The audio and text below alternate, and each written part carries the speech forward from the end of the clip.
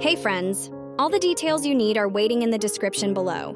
Ready to cook up some killer yakisoba? Let's roll.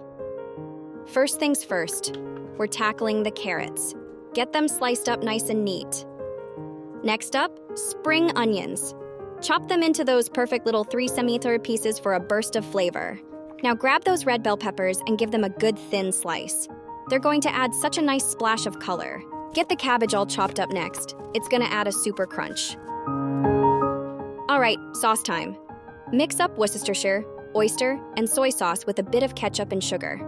That's our flavor bomb waiting on the sidelines.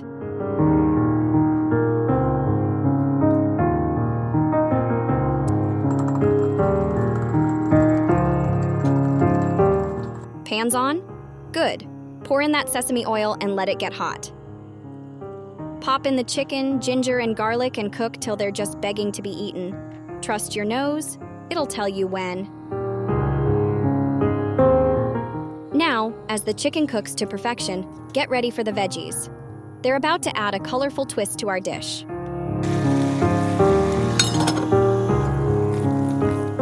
In go the carrots and spring onions, then those pretty bell pepper slices.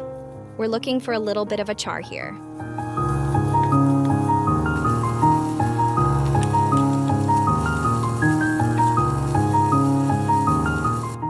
Time for noodles.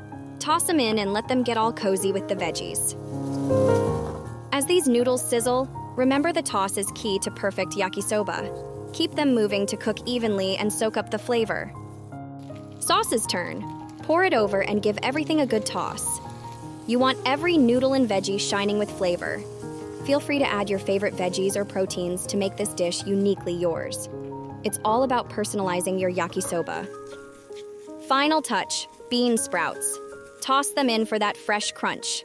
And there it is, your homemade yakisoba, ready to impress. Enjoyed the yakisoba? Hit subscribe for more.